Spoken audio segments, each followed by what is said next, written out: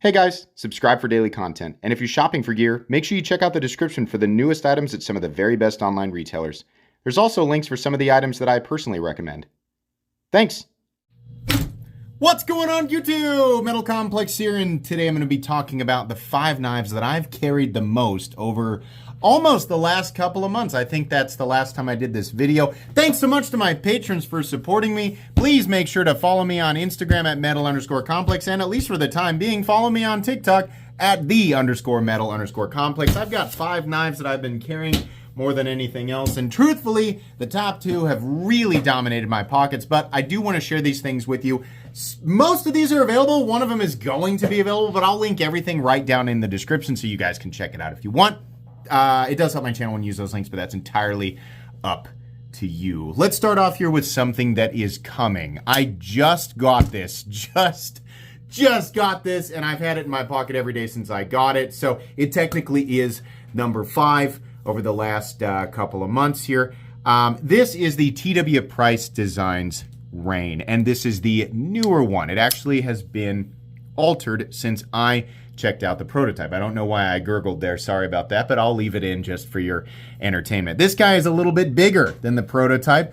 Magna cut, beautiful, beautiful, beautiful stone-washed harpoon blade. Excellent texturing here. We have the nested lock with this is a titanium lock with a steel lock bar insert, which is a nice little touch. It's a nice little meatball on top of the spaghetti pile. Oh my goodness, this is nice. TW Price coming in hot with another absolutely excellent design. This is so cool. For a lot of people, this is going to be an absolutely ideal EDC knife. I love that he decided to make this a little bit bigger. It feels like a full-size knife. Feels like a very capable knife without being this super cumbersome thing that's in your pocket. The overall length of the new one, I believe, is actually 8 inches, perhaps slightly more, maybe 8 1/4.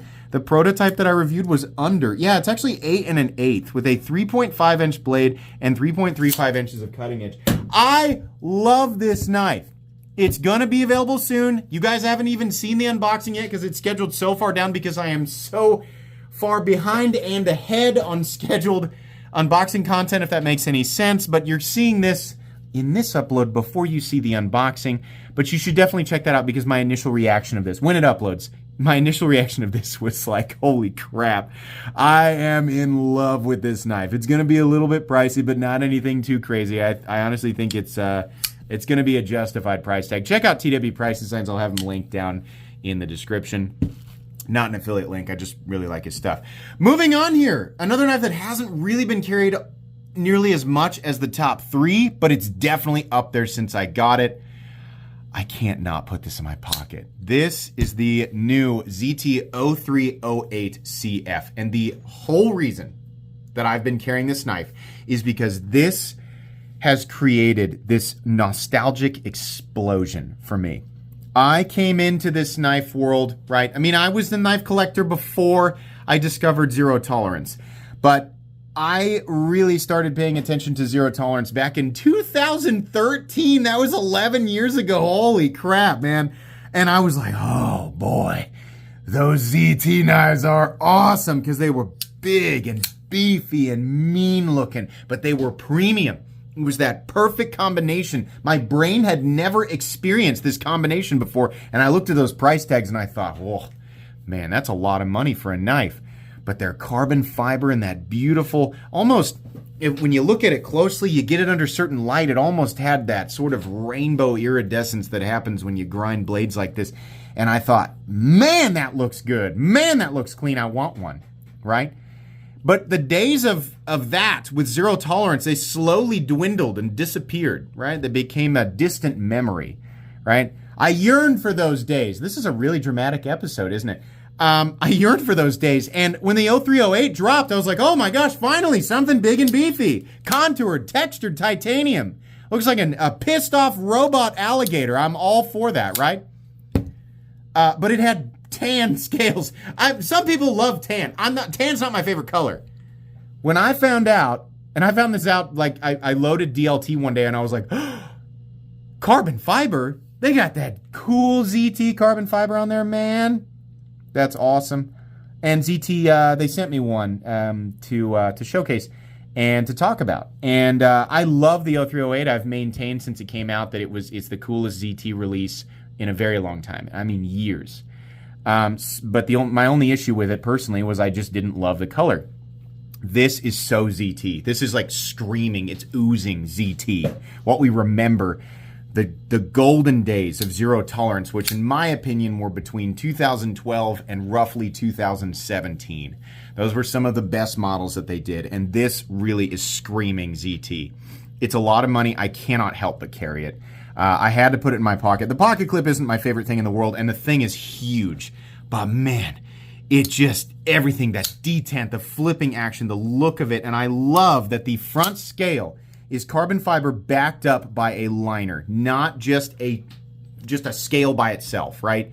I love that they've done that. It really feels robust and heavy duty. The scale doesn't have the flex in it that it might otherwise have if it was just carbon fiber.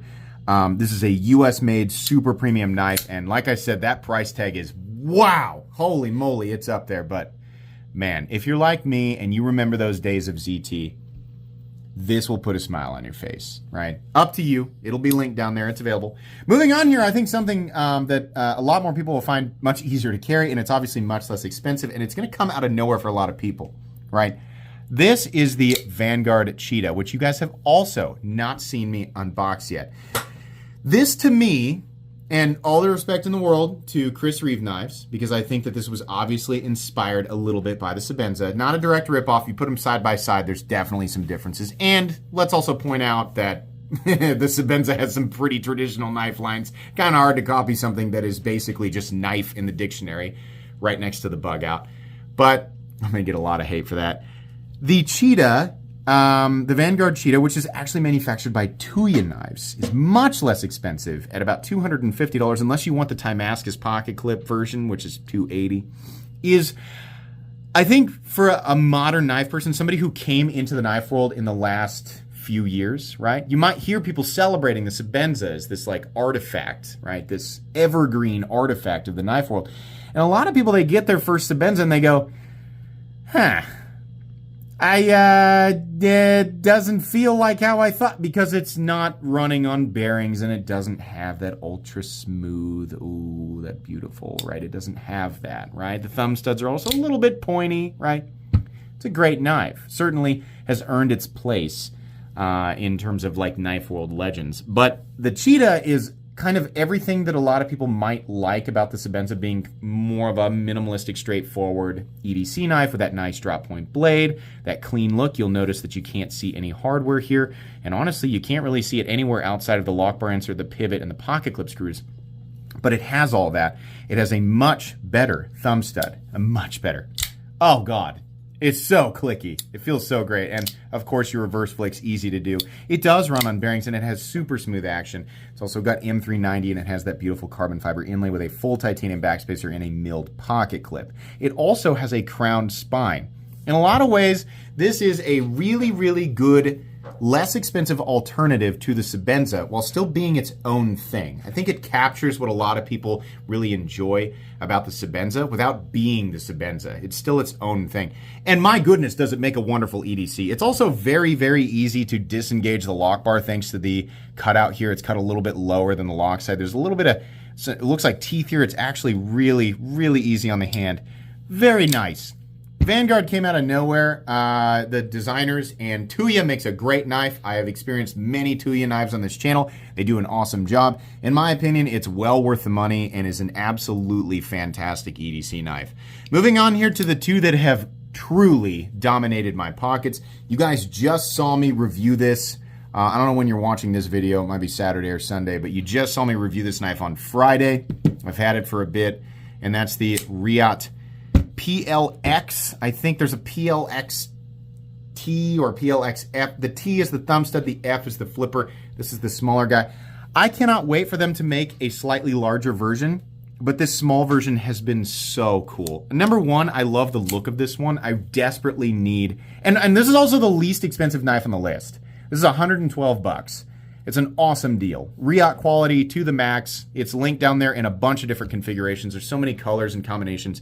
This is an awesome knife. A lot of people have commented that they're not in love with the holes, and truthfully, I'm not either. So I'm hoping that Riot decides to do versions of this without the holes.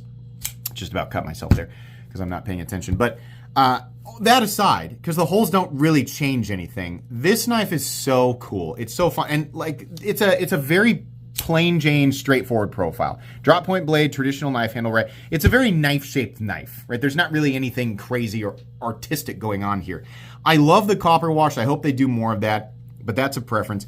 The pocket clip can be mounted for right or left-handed carry, and the pocket clip is superb. The way that it carries in and out of the pocket is great.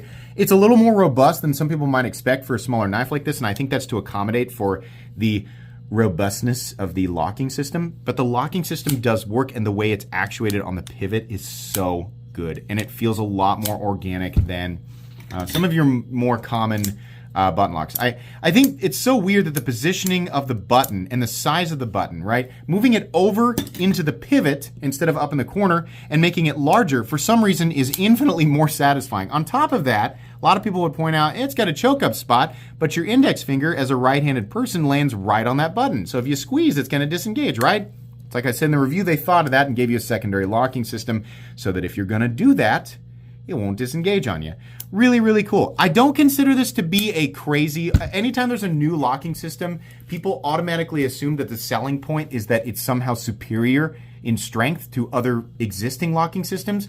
Riot did not make that claim. They just put the lock on the pivot. It's just a cool locking system. If you use this knife like a knife and not like your grandpa used it as a screwdriver, pry bar, etc., which it's not. I'm sure that your grandpa and your dad have screwdrivers, pry bars, all of that stuff handy while they're doing whatever it is that they're doing. This will work just fine. And for me, it's been excellent. That copper wash I really thought would come off or would kind of fade a little bit. And I don't know. I started to look at it and I was like, is it kind of fading where I've been cutting with it? But it's cleaned off so easily. It's really just been excellent. This is Nitro V, a steel that we have found at the sub $100 territory pretty often. But I think the build quality overall really justifies the $112 price point. I don't consider this a budget knife. I consider it above that. The only thing that would make this better for me, aesthetically, I don't like the holes, but that's, it's very subjective. And personally, again, also, it depends on your preferences. I would like this to be about 8 inches. I think that would just be, holy moly, that would be awesome, right? When CRKT did their pivot locking system, I thought, this is really cool, but the action sucks. It's just not great. It's a cool idea, but the action sucks, right? The action is phenomenal. I really have enjoyed it. I've had no issues with lock stick at all. It's just been great. Really, really enjoyable. The number one knife, and this has been the number one knife for a bit. This knife has really dominated my pockets, and really I've come to enjoy the size and the weight and the look and the feel of it, everything, all the way around. And that's going to be the Arm Skaha V2. This thing has gotten quite the workout. It is not a knife, and I literally just used it. It's not that, that the marks and things on it are more of a reference to how much it's been used versus the other ones. I literally just used this knife before I started the video to open up some things that came to the house. The blade will be cleaned off. In fact, I can actually do it for you. A lot of people will say, oh, the dirtier the knife, the more of a representation of how often it gets used. You gotta use your stuff. You gotta use it or it's not. Yeah. Well, the truth is that a dirty blade is just a blade that hasn't been cleaned, right? So I'm going to use some break-free CLP, which is just what I've got handy. It's not necessarily the best thing to clean your blade, but I'm going to prove a point here that really the blade is, it just stays really, really clean all the time, right? I mean, you wipe it off, which is something you should do anyway. A little bit of adhesive probably sticking to it. But the cool thing is it really, that super reflective stonewash finish. Sometimes when people see the high polish finishes, they worry that it's gonna scratch up really easily. And because it's actually slightly tumbled, if there are marks on it, it's pretty hidden. I mean, you can see there, it cleans up so nice. And this is MagnaCut that's been hardened, I think, to, it's either 62 to 64 or 63, 64. And wow, it's been spectacular. The blade geometry of this thing is wonderful. These are made in Canada. They are going to be more expensive for that reason, but the action is crazy. It's almost too smooth. It is insanely smooth. It looks like it's loose. Like, people look at that action and they think, oh my God, that blade's got to be super loose. I'm telling you, you got to take my word for it. There's no blade play on this. I've never had to adjust it. I've had this for a while now. I love the nested liner lock. I love the carbon fiber. It is ridiculously lightweight. It is so compact. This is a knife that, you know, as somebody who walks around the house a lot in athletic shorts and sweatpants, this just disappears, but not so much that I forget it's there. I want to say that this thing weighs like 2.8 ounces or something like that. This poor scale. It's so old. Yeah, 2.8 ounces is so light. And normally I don't like that, but because the scales are contoured, it really still feels the hand. I don't love the wire clip, and I don't like how low it's positioned. I also don't love the angle of the flipper tab, but it's pretty soft up here, honestly. And that blade is so perfect. It looks so cool, so classy. When it comes time to clean or adjust this thing, it's T8, I think even a T10 on the pivot. I might be wrong about that, but all the fasteners are a nice, you know, large size. There's no blade play up, down, left, or right. This feels like an impossible knife. It's so good. They're expensive, but you know, this is one of those knives that for a lot of people is legitimately a perfect EDC knife. And if this is your one and done knife, if you decide you're going to buy one knife for the next 10 to 20 years, you could do this and it would be totally justified. North Arm Skaha 2 is what that is. So that's the number one. In the number 2 position, we have the Riot PLX or PLXT. In this situation, we have the Vanguard Cheetah, which is, I can see that contending with this guy over a longer period of time. The ZT0308CF, which honestly I'm just carrying right now because of my nostalgic love of ZT. I don't know that I'll continue to carry it, but it's still a wonderful product. And then again, a huge contender for my pocket over a long period of time is definitely the TW Price Designs Rain, which is still pre-production. This is something that you're going to have to pre-order and pay attention to him. And, you know, that's harder and harder to do nowadays because the Instagram algorithm really hates the knife community. But do follow him on Instagram and pay attention, and I'll make sure his website's linked down below. That's going to be pretty much it for today's video. I hope you guys enjoyed. Be sure to follow me on Instagram at metal_complex. And like I said, at least for the time being, on TikTok at _metal_complex. If you enjoyed this video, leave a like. If you'd like to check out my other content, I do, of course, have lots of videos of knives that are either expensive or inexpensive that I do or don't like, so check those out. And if you enjoy all my content, go ahead and click on that Metal Complex logo right there and subscribe because there's definitely more coming. Thanks again for watching, everybody, and have a great day.